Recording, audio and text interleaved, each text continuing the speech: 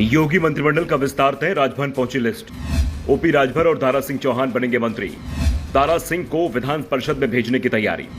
दारा सिंह चौहान को घोसी विधानसभा सीट के उपचुनाव में भले ही हार मिली हो, लेकिन यह हार उनके मंत्री बनने के रास्ते में रुकावट नहीं डालेगी। चौहान को योगी सरकार में मंत्री बनाया जाएगा, यह तय माना जा रहा है। साथ ही ओम प्रकाश राजभर भी योगी सरकार में मंत्री बनेंगे। और सिर्फ ये दो लोग ही मंत्रिमंडल में शामिल नहीं होंगे, बल्कि करीब 1.5 से 2 दर्जन मंत्रियों को सरकार में शामिल किया जाएगा। साथ ही करीब इतने ही मंत्रियों को हटाया भी जाएगा। दरअसल इस समय बीजेपी ने लोकसभा चुनाव की तैयारी शुरू कर दी है। पार्टी उम्मीदवारों के चुनाव में भी जुट गई है और जिन पर दांव लगाने की तैयारी है, उनमें से अधिकांश को मंत्रिमंडल से हटाकर क्षेत्र में पूरी तरह सक्रिय होने के निर्देश दिए जा रहे हैं।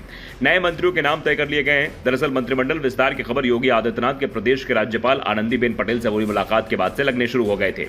हालांकि सीएम ऑफिस की ओर से सीएम योगी की राज्यपाल आनंदीबेन पटेल से हुई मुलाकात को शिष्टाचार भेंट बताया गया था, लेकिन कहा जा रहा है कि दोनों नेताओं ने मुलाकात के दौरान मंत्रिमंडल विस्तार को लेकर चर्चा की है।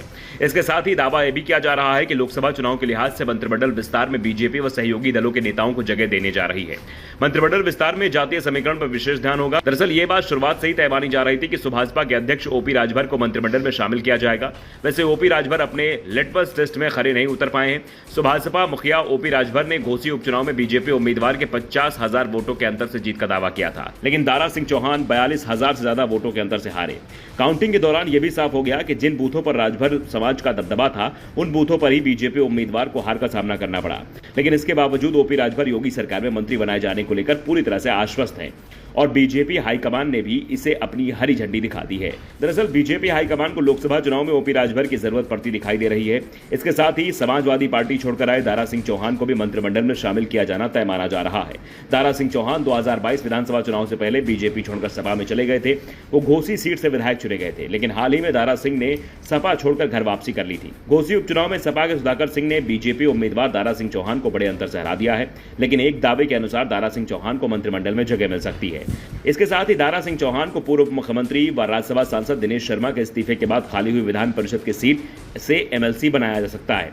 दरअसल बीजेपी ने 2022 के विधानसभा चुनाव से ठीक पहले पार्टी में हुई बड़ी बगावत से बड़ी सीख ली है, क्योंकि ओबीसी नेताओं की बगावत के चलते पार्टी को कई सीटों पर नुकसान उठाना पड़ा था। इसलिए सबसे पहले पार्टी ने अपने ओबीसी नेताओं की घर वापसी पर जोर दिया है। जो नेता पार्टी छोड़कर गए थे, उन्हें वापस पार्टी में शामिल किया जा रहा है और उन्हें सरकार में हिस्सेदारी भी दी जा रही है। दावा किया जा रहा है कि अभी कई और ओबीसी नेता बीजेपी के संपर्क में है और लोकसभा चुनाव जैसे करीब आते आ जाएंगे, बीजेपी उन्हें अपने दल में शामिल करती जाएगी। दरअसल बीजेपी के लिए इस बार लोकसभा चुनाव में सबसे ज्यादा उम्मीद यूपी में ही लग रही है। पार्टी 2014 के प्रदर्शन से भी ज्यादा बेहतर प्रदर्शन करने के लिए पूरी ताकत लगा रही है। 2014 के लोकसभा चुनाव में यूपी की 80 में से बीजेपी को 71 सीटों पर, अपनी सहयोगी दल एस को 2 सीटों पर जीत मिली थी। Bureau report, the such India.